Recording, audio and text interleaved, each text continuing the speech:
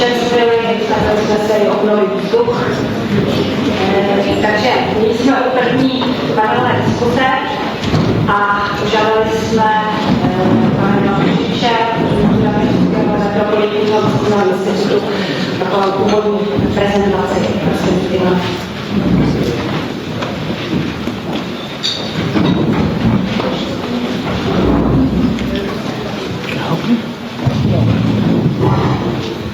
Okay, hello everybody. I will show a quite long presentation, but I will do it quickly. And if you want to understand it later, you can go back to the details. We are in a very interesting period. Many challenges are ahead of us. The population is aging. The European economy is under high pressure of competition. We have obviously environmental problems and we have social-spatial problems. The problem is that all of these problems have to be addressed at once.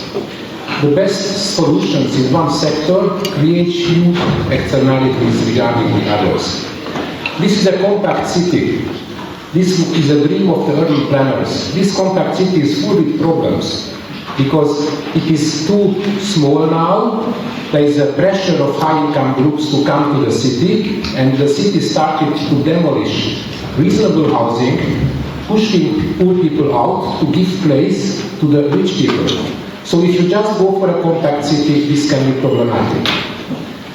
This is a Roma settlement created with the best will of one of the new member states, demolishing earlier very bad Roma ghettos, but in fact creating a new one, which is even further away from jobs and opportunities for these people. Again, the best will created a bad solution. So instead of monosectoral interventions, we need integrated interventions. Smart, sustainable and inclusive aspects have to be linked together. But how to do it? My statement is that you have to make plans on the level of functional urban areas. It is the local level which can do it, but even the local level has to go out from the city boundaries. The crisis is not making the task easier. I like very much this picture. It is taken in Belgrade, and obviously this person is here a developer because he has a tie. And he creates housing, and the housing is eating the last green parts of the city. This is existing European housing area, again in one of the new member states. No electricity, no elevator, no heating, no hope anymore. All with Roma people. And these are the pictures taken 2 years ago from the television. I happened to be in the UK at that time, when it was an urban riot. And you know, also urban riots were 7 years ago in Paris. So the population is not always really satisfied with the crisis. Integrated policies are needed. I cannot go into the details what integration means, but I will mainly talk about the integration between policy areas and the integration between neighboring municipalities. I will talk now a few words about the social housing in the EU, the present problems. Then I will talk about the EU, how ERDF money is used in housing, what are the first experiences. I will show some insights from social generation projects, a few words about the new EU regulatory fund and some conclusions. Now, very quickly about social housing, because all you know this stuff even better than me. There is no more, and these words are taken from the European Parliamentary study which was referred to in the previous presentations. There is no common definition. There are 4 dimensions which the European Parliament thinks social housing can be subscribed, tenure, provider of the service, beneficiaries and funding arrangements. And there are the European social housing model can be described with 3 categories, and these are the 3 categories: universalistic, where basically everyone is entitled to be in a social housing. You can see mainly the Scandinavian countries. Targeted, within that you have generalists, where it is only the income which determines whether someone is eligible or not, and the residual, where much more detailed indicators described. And you can see that most of the member states are in this category, except for Poland and Czech Republic, which are forerunners in the new member states for a better social housing policy. And these are some statements from the European Parliament study. Obviously, there is a demand shock in the social housing market, increase of poverty rates and housing exclusion. There is a debate concerning social housing, a clash between the legal and the social aspect in Europe. And finally, the European Parliament says that there should not be a unified definition of social housing. Each country should contribute with its own welfare experience and tradition. And there should be a much broader approach to social housing, allowing to preserve the universalist model and minimizing the risk of social exclusion. Now, what did ERDF do in the last 7 years? Because, you know, in 2006, housing became eligible for European funding, and this is the study which we prepared together with Ecoris and London School of Economics about housing investments supported by ERDF. This study was initiated in January 2012. It was again the request from the European Parliament. The Parliament is an important institutional factor being interested in housing issues. And it was about how the money has been used. And you can see 10 case studies were the basis for this study. Very briefly, as Mr. Raff already mentioned, in 2006, the first step was to allow to use ERDF money in housing only for the new member states. Then, as a result of the crisis in 2009, it was broadened out for all member states, but regarding energy efficient issues. And in 2010, it was again broadened out, again for all member states, regarding housing for the marginalized communities. And this last one is again a new breakthrough in European history, because it allows first time that housing can be built with European money, but only if it is replacing housing which has been demolished in marginalized areas. This is a data collection of Secodas, how much money has been used in the different countries for these purposes. But much more importantly, this table shows that this opportunity was not used in most of the countries. You can see that France is the only one which used 4% of ERDF, which is the top, which is the maximum which could be used. Hungary 0.3, Czech Republic 0.5, Poland 1.2. So an opportunity was opened which was not used by the member states. There are many reasons for that. There was an initial capping, how much can be spent. It was short time of implementation. ERDF programs were already in progress. Many decisions were already taken when the new opportunity came.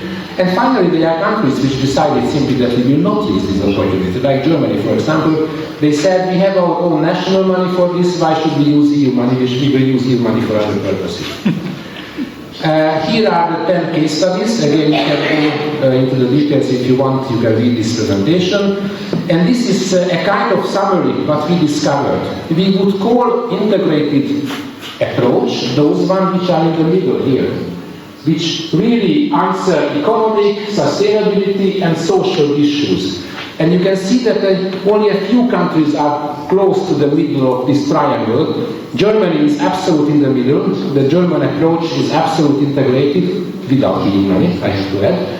The Czech pilot project, the Hungarian project, these are two which are quite close to a kind of integrated approach. Poland is not so far away. UK, France and Italy follow, and the Baltic countries are not integrated at all.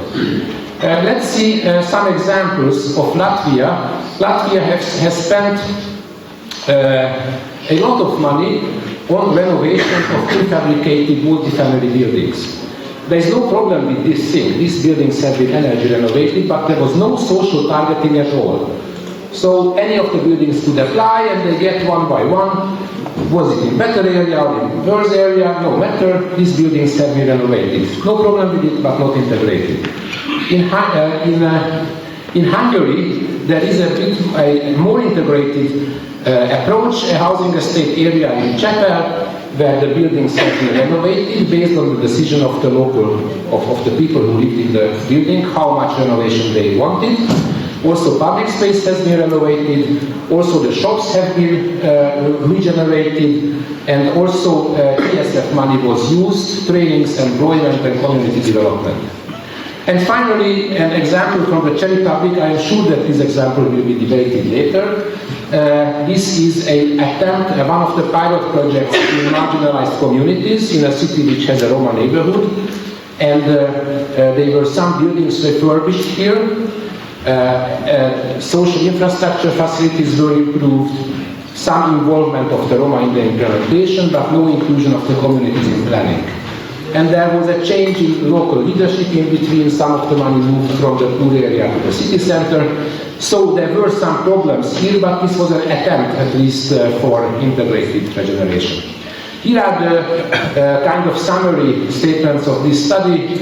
Are the IDF housing projects contributing to integrated sustainable regeneration in deprived areas?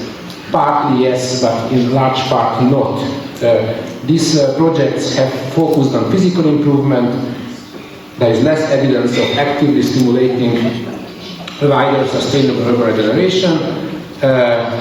Economic and social benefits were subordinated to physical improvements, and mostly housing practitioners were involved, and these housing practitioners did not make enough links to social and other practitioners.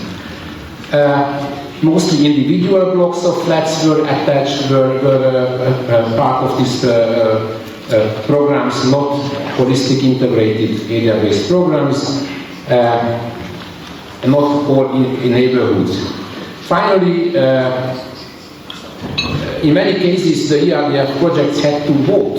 For example, in Chapel, you have 10 buildings, each of them condominiums, and the people had to vote whether to be included into the program or not. 3 of them didn't vote positively, they were out of the program. And it is a question, if they are private buildings where you have to vote, is it really a method how you select the most deprived areas for actions? So we suggested that in this study that 3 types of ERDF interventions should be differentiated from each other. One of them are energy efficiency programs. No problem, you should make such programs, but you should not call them integrated. They are important with substantial mandatory stakeholder contribution. A second one should be programs which are socially targeted to deprived multifamily housing areas, and they have to have mandatory stakeholder contributions. And there is a third type, which is the most difficult, complex integrated improvement of the most marginalized areas, where you cannot really have substantial stakeholder contribution, and this has to be really a complex and integrated program. Lessons for the national level: short time scales are usually given for such projects, although they are difficult. It should be a mentoring and support level from the ministry, which is usually missing, and ESF and ERDF integration is really a question. It was so nice to see you at that table close to each other. It would be very nice if ESF and ERDF would work really on the national level as smoothly. So let's go into the insight for 2 social regeneration projects. One of them is Magdalena project in Budapest. This project started in 2005 as a national effort in a deprived area. In 2008 it has got 7 million euro EU ERDF funding, and in 2013 now it gets 30 million. This is the area. You can see that this is an area where you need integrated intervention, a dense neighborhood, 30% Roma share in the built-up area of Budapest. And Magdalena program started as really an integrated program, urban renewal, program for the communities with a community house, a public space program, the renovation of the central square, educational program to change the school which was totally segregated, and public safety program. There are 3 very interesting remarks which were raised by this program. There was an interdisciplinary company created which was working on this. This company knew, it was publicly owned, it knew all the details how integrated programs have to be done in such neighborhoods. And at the beginning, this company has got substantial independence. But later, the company has lost gradually decision-making powers, and politicians, you know how politicians are. If they see the success, they are more and more intervening into the programs. So one of the statement of this thing is that politicians should keep the strategic decision-making level, and they should not intervene into the daily management of a program.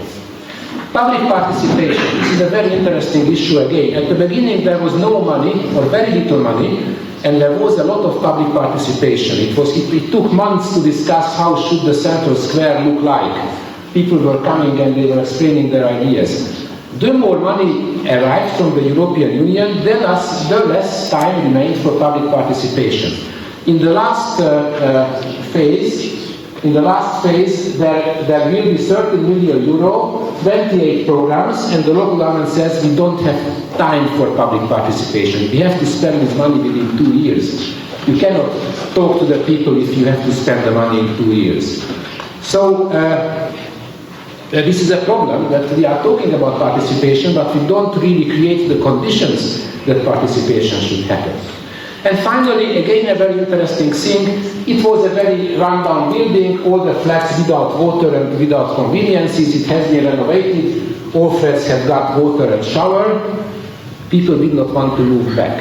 Poor people who were not accustomed to pay for the water, they were not accustomed to pay for the higher comfort level, they couldn't really afford to pay the new rents and the new utility payments, because the national welfare program is missing to give to all these families a higher support if you consume higher housing.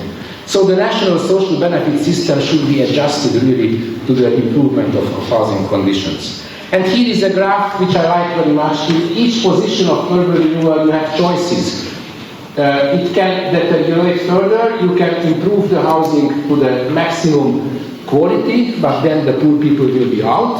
You have to decide between these two levels, to keep housing from further deterioration and be able to accommodate the present residents, or to improve housing a bit in quality, but then some of the residents will have to go. It is never only a physical decision. Physical and social aspects are always going together. Another research which has been done in Urbeck. We compared 4 cities, Berlin, Malmö, Lyon and Naples, about socio-spatial segregation. And what we have found, that deprived areas can get horizontal policies and can get area-based policies. You have a bad area in your city, you either go directly to this area to do something there, which is area-based policy, or you improve housing, educational policies and other policies, and you hope that these improvements will also get to these people. If you go to the areas, then again you have 2 choices. Either you improve the skills of the people, you improve a bit of housing, you give them better transport access to the better parts of the city, or you intervene hardly, you demolish some of the worst buildings, you make a physical regeneration, etc.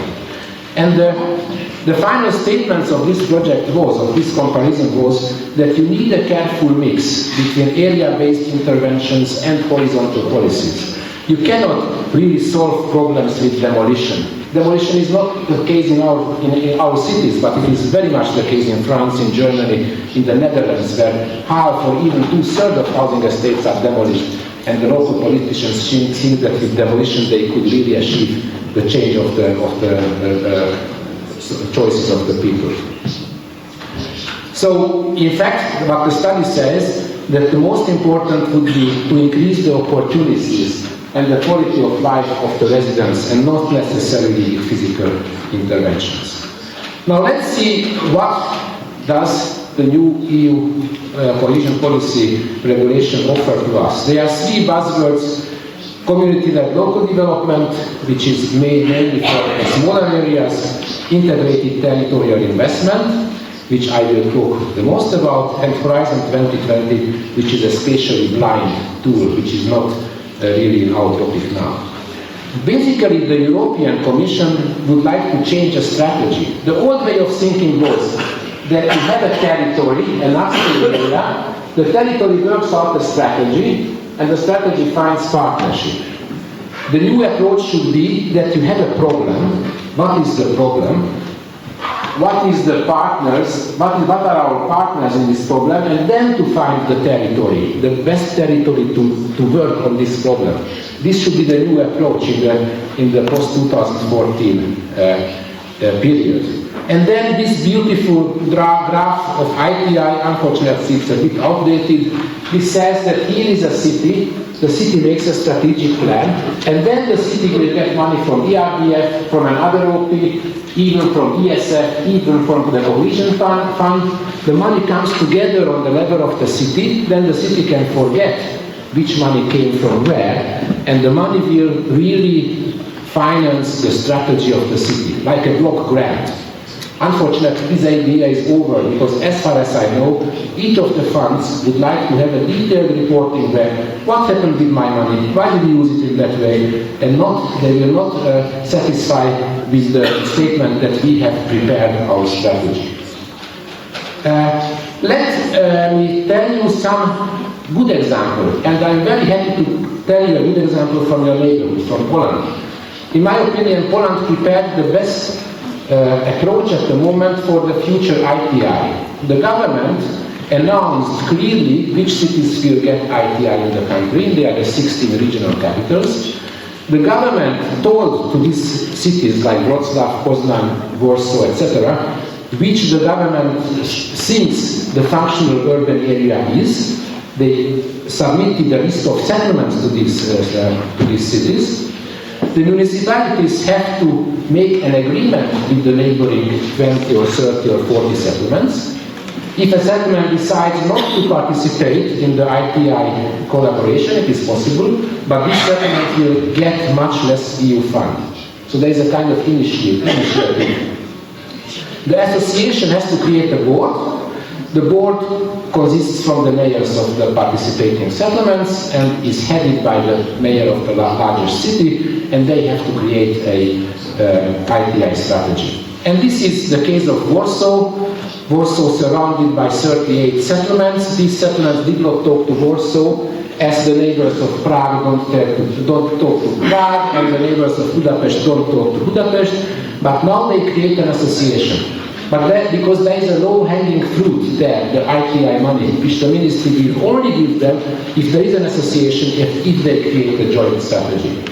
So I think that this approach, which is a framework from the top, from the ministry, asking settlements to collaborate, I think it is a very good example, one of the best examples now in Europe.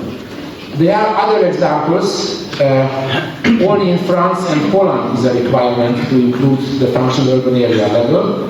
The delegation to metropolitan associations is the case in Poland, and maybe in England, but not in Germany.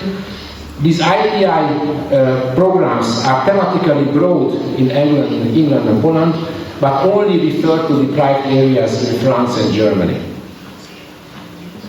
Final conclusions. Why did I tell these different things, seemingly different things? Three statements. Integrated development is needed in urban areas.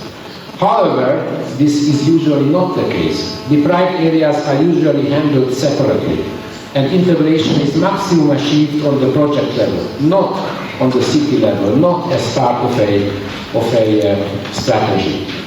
And there are trade-offs between different approaches. Some cities are going for energy and are excluding the poor people because they are not able to pay the higher common costs when they take a loan to energy renovate the building. There is a trade-off between efficiency and participation. Efficient use of money is without participation. I mean efficient in quotation marks. And this is really excluding the people from the top. And there is a difference between short-term and long-term approaches. Demolition is a short-term solution which does not give any results in the long term. About the ERDF housing money. As I told you, we would suggest to make a difference between the three types of ERDF money: energy efficient programs, integrated improvement, and complex integrated interventions in the most marginalized areas. Now, I would say that there should be a balance in each country about these three. It should not be allowed that one country only goes for energy efficient improvement without any social targeting. And I would carefully design a conditionality criteria for the third category, because the third category is obviously the most difficult.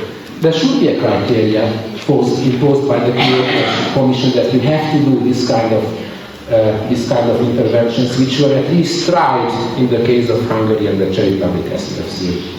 And I would say that these interventions should be linked to the IPI, because IPI is a strategy for the whole city, and these kind of interventions to the poorest areas should be linked to the strategy of the city.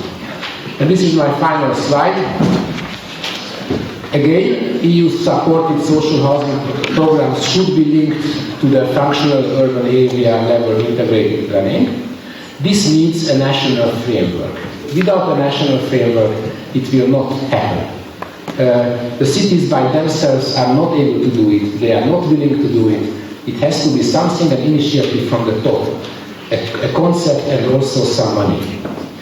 National horizontal policies are also needed. You cannot you cannot think that a city can solve the problems of a Roma neighborhood if there is no Roma policy in the country. They can maximum push out the Roma, they can maximum make some improvements, and then they will get even more Roma because they will come there because here something happens.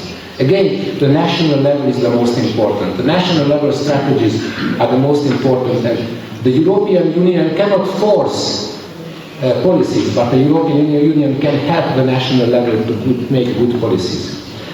And the last sentence is very optimistic. The Visegrad countries could become good cases in the development and the use of integrated approach.